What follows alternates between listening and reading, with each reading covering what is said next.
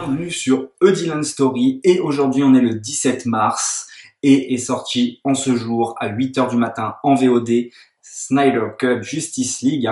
Alors je vais vous remettre un petit peu dans le contexte. Alors en 2017 sort Justice League de Joss Whedon mais qui avait été fait par Zack Snyder à la base mais complètement charcuté à la demande de Warner par Joss Whedon. Alors bon, beaucoup accusent Joss Whedon, mais il faut remettre les choses quand même dans le contexte, faut poser les choses. C'est quand même Warner qui ont demandé à Joss Whedon de faire ça, hein, mine de rien. Bon, il l'a fait évidemment, mais bon, que voulez-vous, c'est comme ça. Alors, qu'est-ce qui s'est passé à l'époque? C'est que sur Batman vs Superman, d'ailleurs, qui est pour moi un chef-d'œuvre, les fans, je sais pas quels fans d'ailleurs, des personnes en tout cas, je vais pas appeler ça des fans parce que pour moi c'est pas des fans, se sont plaints que c'était beaucoup trop sombre, trop sérieux, qu'il y avait pas d'humour, etc.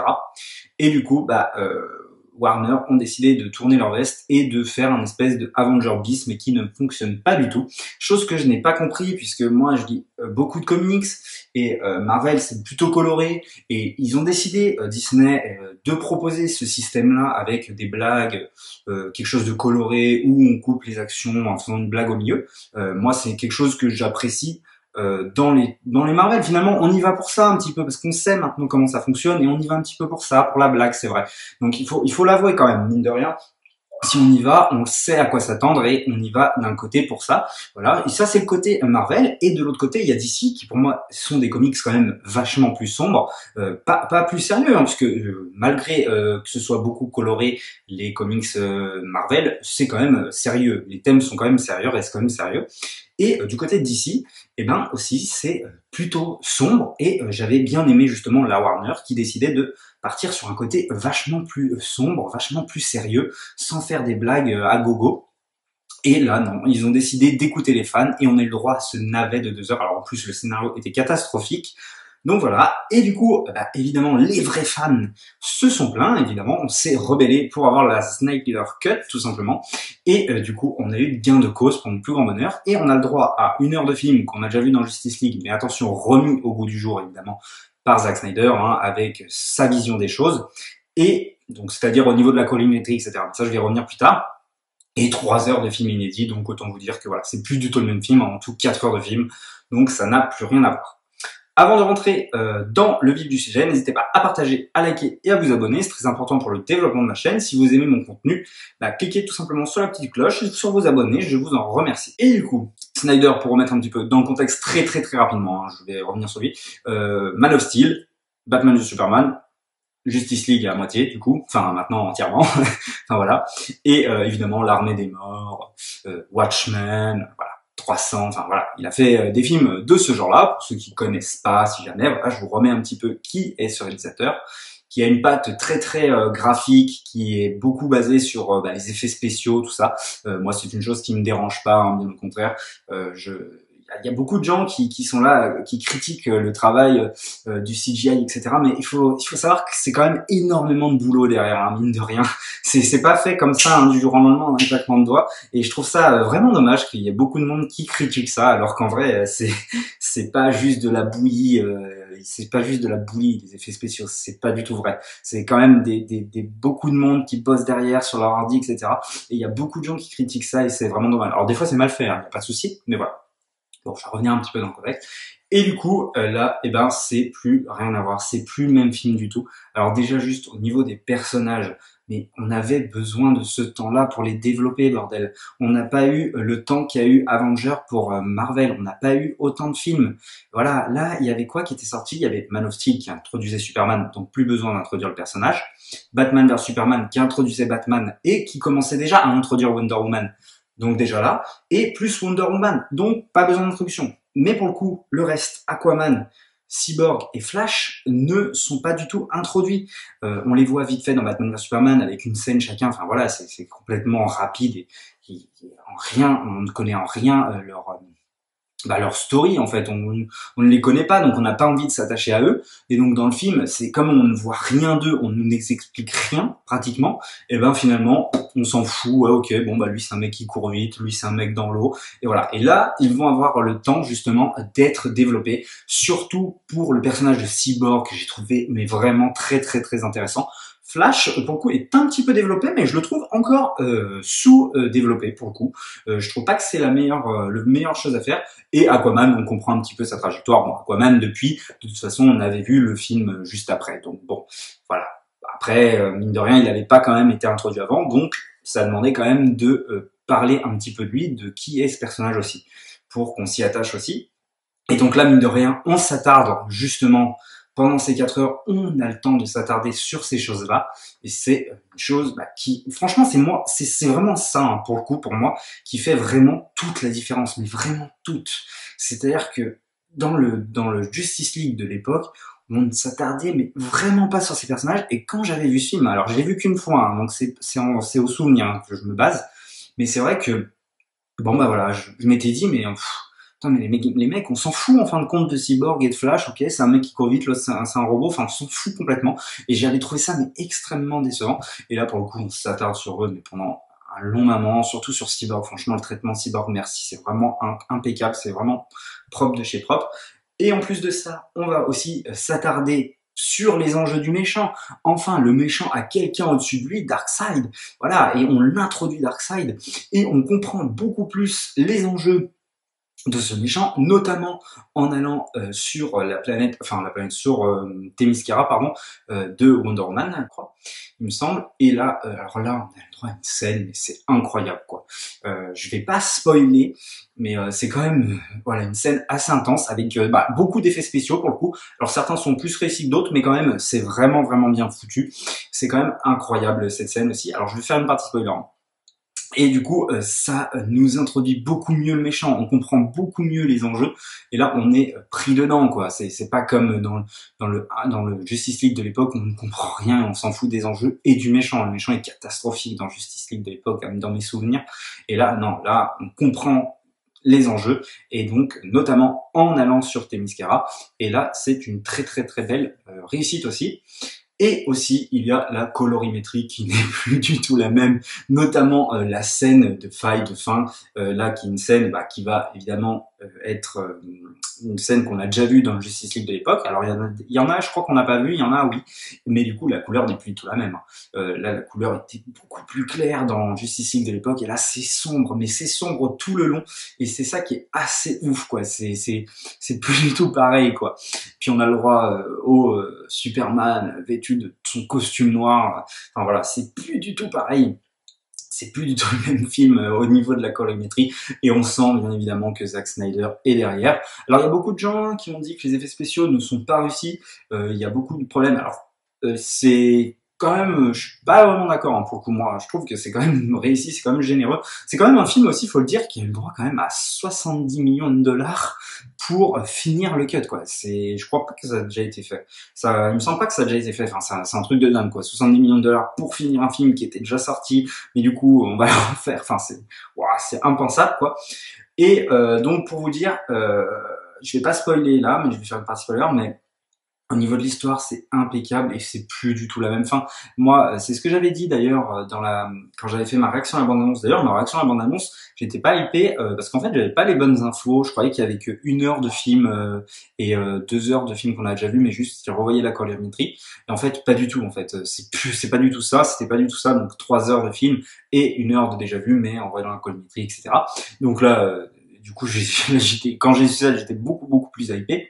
Et ce que je disais en voyant la bande-annonce, ce que j'avais peur, c'est que finalement on resterait sur notre fin en voyant finalement la même fin. Et du coup, il y a rien qui change. Mais en fait, pas du tout.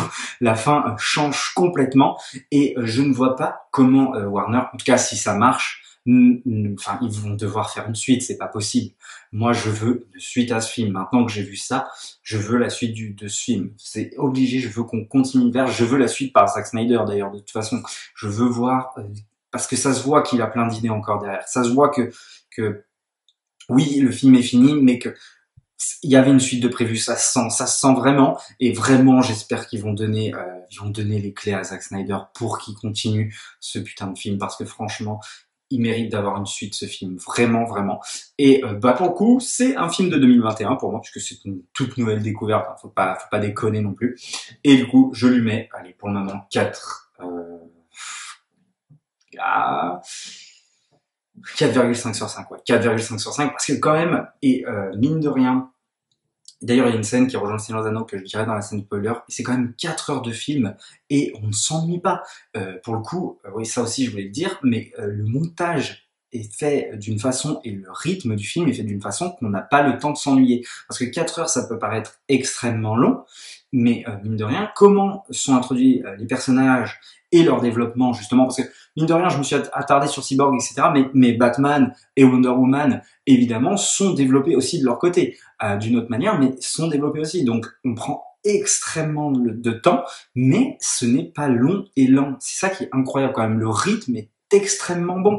Et Warner, mais je suis désolé, mais fallait faire confiance, là, fallait faire confiance. Moi, c'est un truc qui me gêne qu'on ne veut pas sortir des films longs, on a peur. Alors évidemment, ça fait moins de sous, etc. Puisque évidemment le film dure plus longtemps, donc peut-être euh, moins de diffusion en salle dans la journée, etc.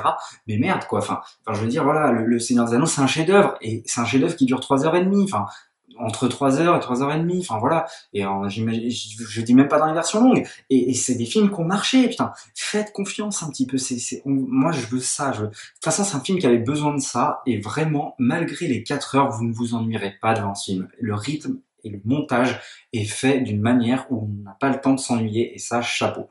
Parce que pour un film de 4 heures, il fallait tenir, non, donc ouais, 4,5, et peut-être que pour moi, ça sera un chef-d'œuvre, mais pour le moment, je mets quand même en dessous de Batman vs Superman. Je mets quand même en dessous de Batman vs Superman. Batman vs Superman, c'est quand même un film pour moi qui fait partie de mon top 10 de la décennie dernière, hein, donc pour vous situer un petit peu quand même, mais voilà. Je le mets quand même en dessous à Batman vs Superman, mais 4,5 sur 5. Alors je vais rentrer dans les parties spoiler pour dire quelques trucs quand même. Du coup, on voit Darkseid, et c'est très très bien amené. Et d'ailleurs la scène de fin change complètement avec justement cette apparition de Darkseid qui est pratiquement rentré dans notre monde, mais Flash va nous sauver, etc. Donc ça c'est très très bien fait.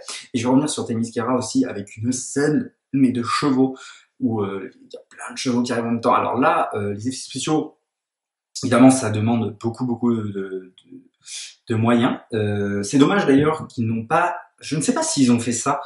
Ils auraient dû le faire. Bon, maintenant, c'est un film qui a été re-shooté, etc. Donc c'est compliqué. Est-ce que ça a été rajouté à l'ordi là?